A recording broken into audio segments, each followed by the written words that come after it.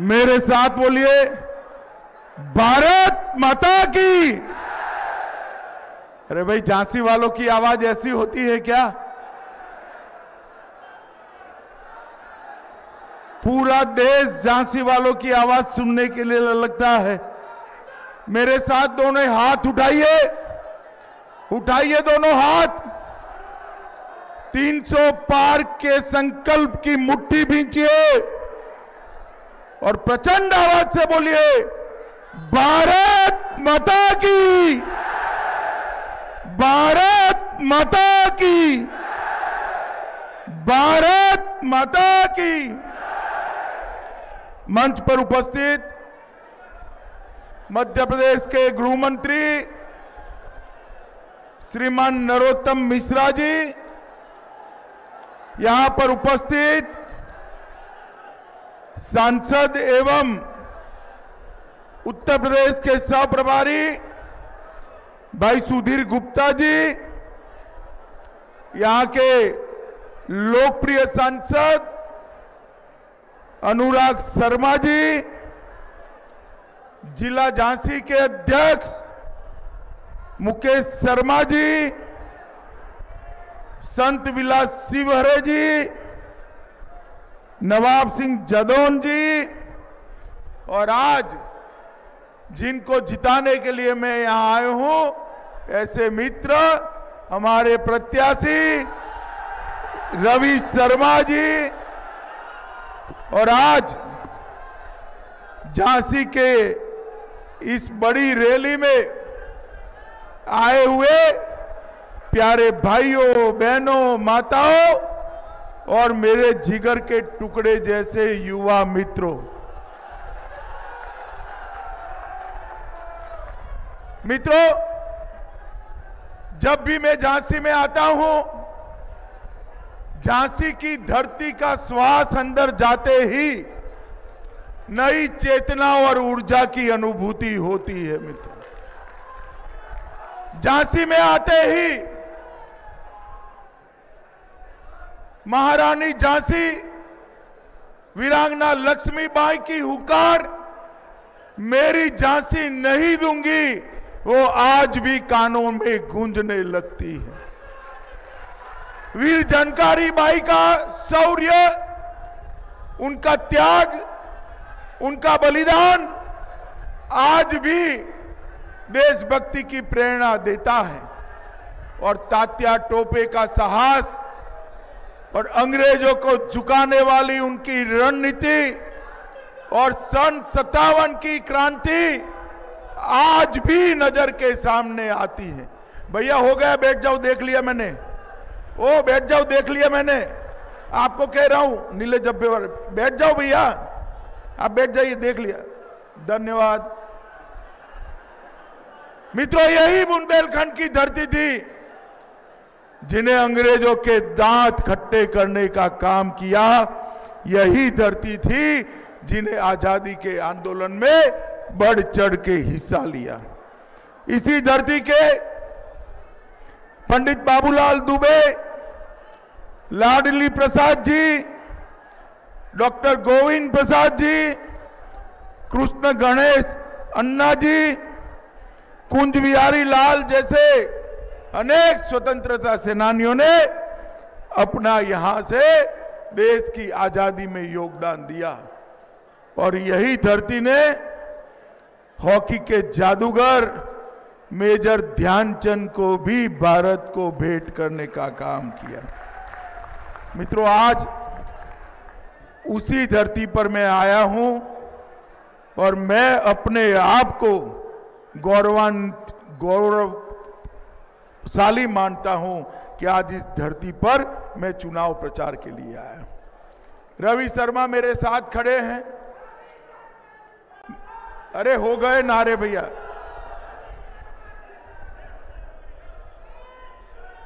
हो गया, वरना तुम चालू रखो, मैं बंद कर दूं। हो गया पक्का? पक्का? भारत माता की जय के अलावे कुछ नहीं बोलोगे? बस बैठ जाओ, अब बैठ जाओ। मित्रों, मुझे 2013 का दिसंबर याद है रवि के घर पर नाश्ता कर कर झांसी के सारे प्रबुद्धजनों के साथ मिलकर यहां से बुंदेलखंड विजय की रणनीति बनाई गई थी। जब मैं उस वक्त कहता था कि मोदी जी के नेतृत्व में 60 पार करनी है, 14 के चुनाव में 60 लोकसभा जितनी है, मुझे याद है रवि भाई समेत सारे लोग मेरे सामने ऐसे ही देख रहे थे कि एक व्यक्ति कहां से आया है और क्या बोल रहा है।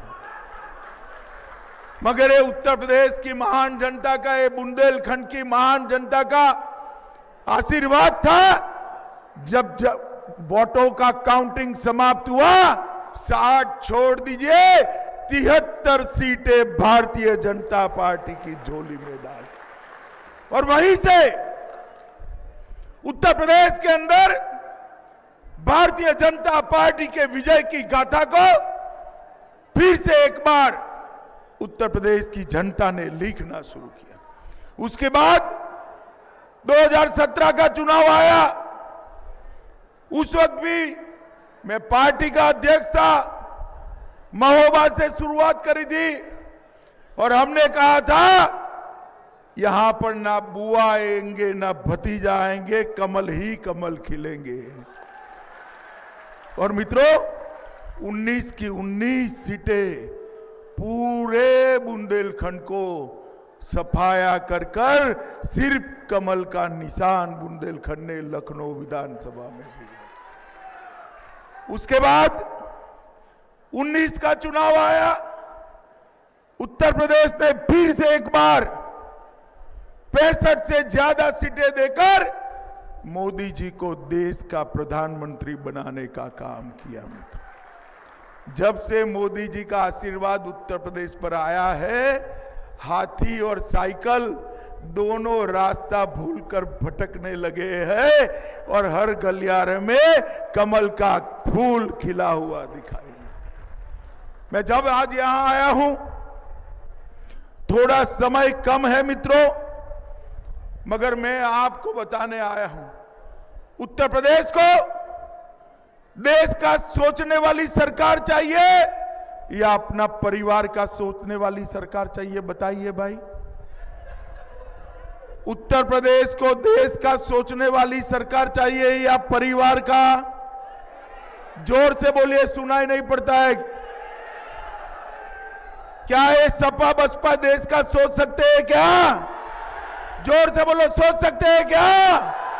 देश के लिए अगर कोई काम कर सकता है तो केवल और केवल नरेंद्र मोदी जी के नेतृत्व में भारतीय जनता पार्टी काम कर सकती। माताओं, बहनों, भाइयों, बुंदेलखंड के लोगों को याद होगा, ये सपा बसपा के जमाने में सरकार बदलती थी तो माफिया भी बदल जाते थे, मगर बुंदेलखंड को माफियाओं से मुक्ति नहीं मिलती थी। मैं किसी का नाम नहीं देना चाहता, कोई तो गए ऊपर, कुछ है जेल में और कुछ भागकर नरोत्तम मिश्रा के मध्य प्रदेश में सरेंडर कर गए। मगर ये जो माफियाओं का राज था, आपने 300 सीटें दी, योगी आदित्यनाथ जी ने 5 साल में माफियाओं का सफाया कर कर बुंदेलखंड के विकास का रास्ता। आज पूरे उत्तर प्रदेश में कोई माफिया नहीं दिखाई पड़ता है। चुन चुन कर माफियाओं को जेल में डालने का काम उत्तर प्रदेश के मुख्यमंत्री योगी आदित्यनाथ जी ने किया है और इसीलिए यहां पर एक विकास का रास्ता प्रशस्त हो रहा है।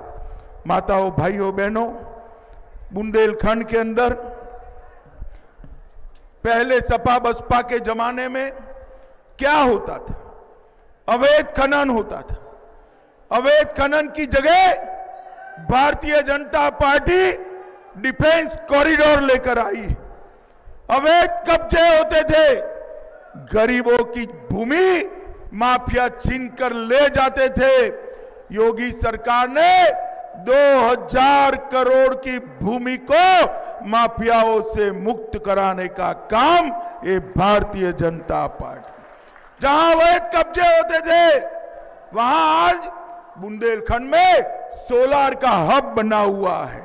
पहले यहां दबंगई और दंगे होते थे, इसकी जगह बुंदेलखंड की प्यास को बुझाने के लिए हर घर में नल से पानी पहुंचाने की योजना ये भारतीय जनता पार्टी ने की।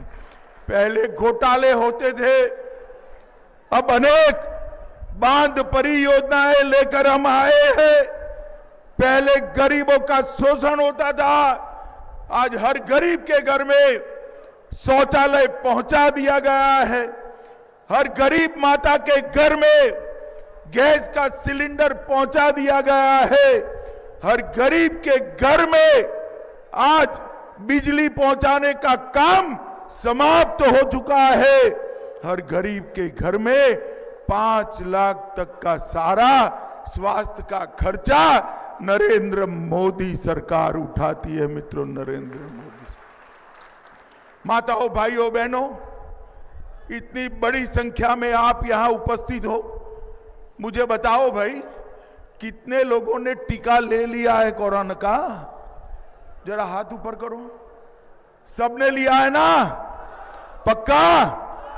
अब जब टीका हमारे वैज्ञानिकों ने ढूंढ लिया, मैंने अखिलेश यादव की प्रेस देखी थी, वो कहते थे ये टीका मत लगाइयो, ये मोदी टीका है। अखिलेश बाबू ने तो फिर डर कर टीका वो खुद लगा लिए। मगर मुझे बताओ झांसी वालों, अगर आपने डरकर अखिलेश की बात मानकर टीका न लगाया होता तो आज तीसरी लहर में सुरक्षित रहते क्या? रहते क्या? नरेंद्र मोदी जी ने 130 करोड़ की जनता को 2-2 टीके लगाकर कोरोना के सामने सुरक्षित करने का काम किया। दुनिया भर में जब कोरोना आया तब चर्चा थी कि कोरोना से ज्यादा तो भूख से लोग मारे जाएंगे। माताओं, भाइयों, बहनों, एक ही देश दुनिया में ऐसा है जिसने 80 करोड़ लोगों को देश में और 15 करोड़ लोगों को यूपी में 2 साल तक मुफ्त अनाज देने का काम नरेंद्र मोदी सरकार ने किया। ये 2 साल तक गरीब का घर का चूल्हा चलता रहे, गरीब के बच्चे भूखे न सोए, उसकी चिंता देश के प्रधानमंत्री जी ने की है।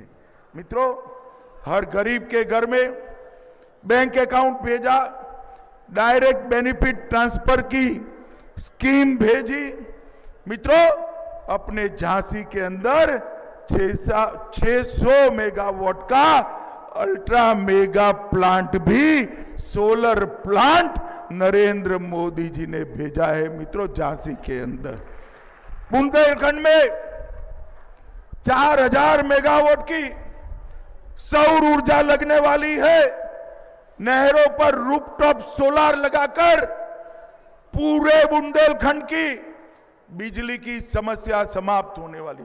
झांसी वालों, मुझे बताओ भाई, बिजली रानी आपके घर में कितना घंटा आती थी सपा के राज में?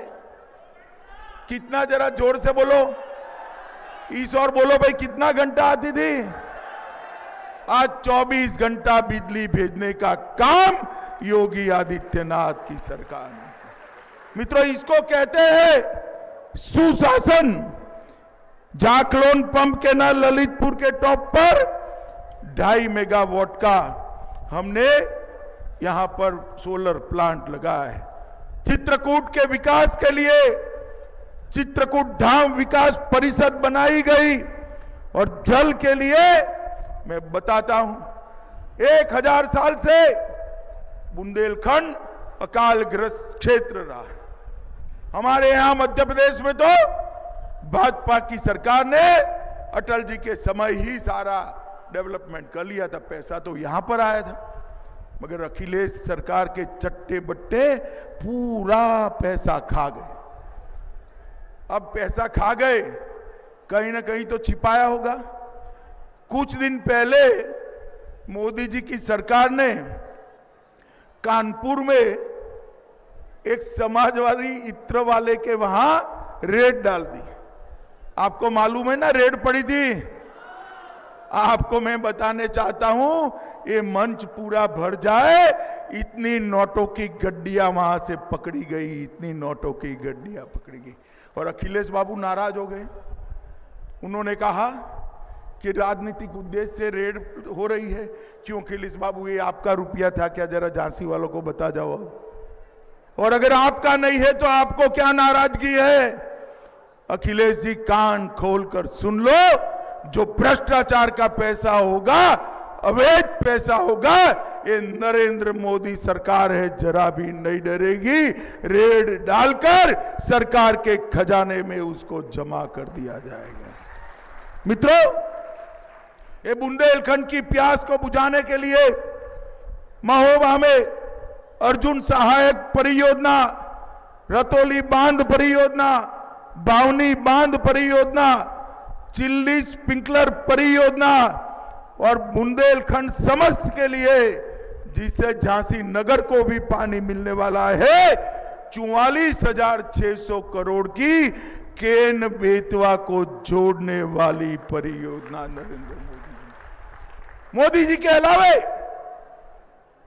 बुंदेलखंड के जल के संकट को कोई समाप्त नहीं कर सकता था।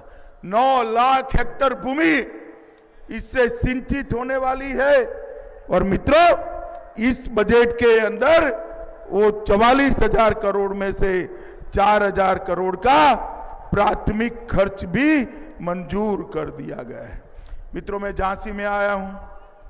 वैसे तो रवि मेरा मित्र है, मित्र की बहुत प्रशंसा करने का कोई मतलब नहीं है, मगर उसने ढेर सारे काम झांसी के लिए कहे। यहां पर अटल एकता पार्क बनाकर उन्होंने एक प्रकार से पूरे बुंदेलखंड को संदेश देने का काम किया है। मड़िया महादेव को फिर से एक बार सुसज्जित करने का काम किया है। मैं तो इस झांसी में 6 दिन तक सड़कों पर घुमा हूं। झांसी नगर की सड़कों को फिर से ठीक कर आज झांसी वालों को अच्छी सड़कें देने का काम हमारे विधायक रवि जी ने किया है। महानगर पेयजल के संकट से जूझता था। 900 करोड़ रुपया सिर्फ झांसी नगर के पेयजल के लिए यहां पर पंप हाउस, ओवरहेड टैंक्स और पाइपलाइन की व्यवस्था की है। लक्ष्मी तालाब के मध्य में महारानी लक्ष्मीबाई की भव्य प्रतिमा के साथ उसका सौंदर्यीकरण का काम 41 करोड़ की लागत से हो रहा है, जिससे देश भर की बच्चियों को प्रेरणा मिल सके। झांसी की जनता ग्वालियर रोड रेलवे क्रॉसिंग पर जाम से हमेशा परेशान रहते थे ना भाई? रहते थे या नहीं रहते थे? 102 करोड़ की लागत से वहां ओवरब्रिज बनाने का शिलान्यास करने का काम भी समाप्त हो गया। झांसी की रानी का मेडिकल कॉलेज 250 बेड से 500 बेड का बदलने का निर्णय कर दिया गया है।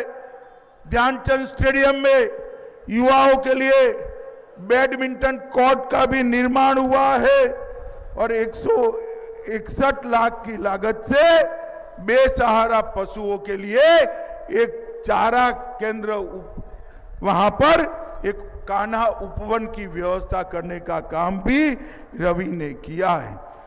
झांसी में अलग अलग स्थानों पर प्योरीफाइड पेयजल पिलाने की व्यवस्था करी है और झांसी शहर को प्रदूषण मुक्त बसें देने का काम भी हमारे विधायक रवि ने किया है।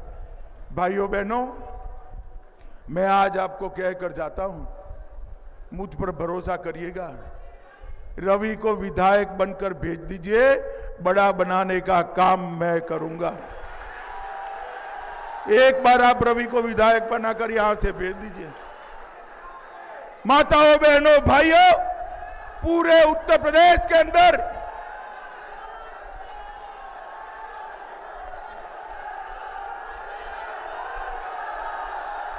बोलो भारत माता की, भारत माता की, भारत माता की। माताओं, भाइयों, बहनों, पूरे उत्तर प्रदेश के अंदर 9 नए एयरपोर्ट बने हैं। इसके साथ कई एक्सप्रेस वे बने हैं। इसके साथ किसानों को हर साल 6,000 रुपया सीधा बैंक अकाउंट में पहुंचाया जाता है। गरीब कल्याण और इंफ्रास्ट्रक्चर के सारे काम उत्तर प्रदेश में योगी आदित्यनाथ की सरकार ने करे। मगर मोदी जी ने देश को सुरक्षित करने का काम किया है। भाइयों बहनों, मुझे बताओ, कश्मीर से धारा 370 हटनी चाहिए थी या नहीं हटनी चाहिए थी? जोर से बोलिए, हटनी चाहिए थी या नहीं हटनी चाहिए? आपने दूसरी बार मोदी जी को प्रधानमंत्री बनाया। 5 अगस्त 2019 को मोदी जी ने धारा 370 को उखाड़ कर फेंक दिया। और जहां हमारा कश्मीर भारत माता का मुकुटमणि गर्व के साथ भारत माता के सर पर शोभायमान हो रहा है।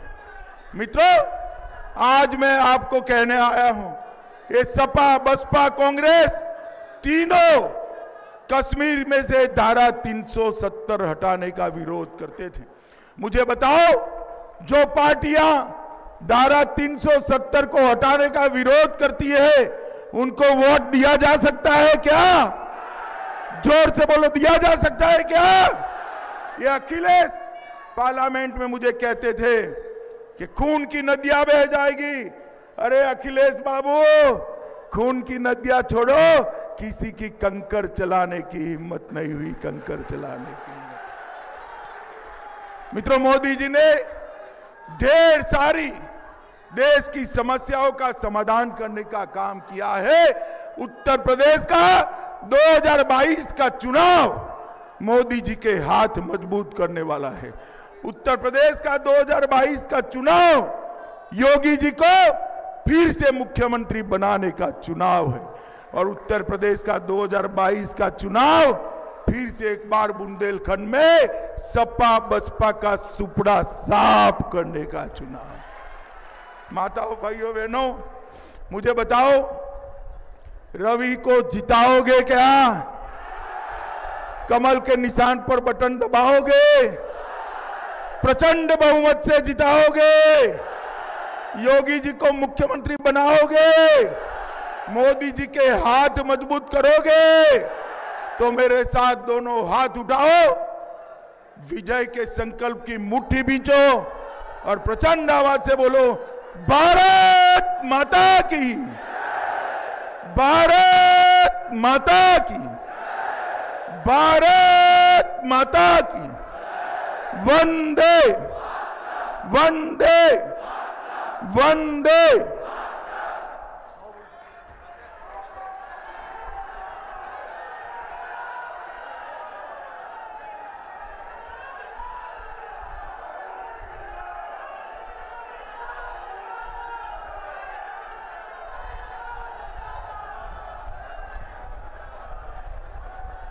मैं यहाँ इस रैली में पधारे हुए सभी भाइयों का, बहनों का, सभी अपने कार्यकर्ता बंधुओं का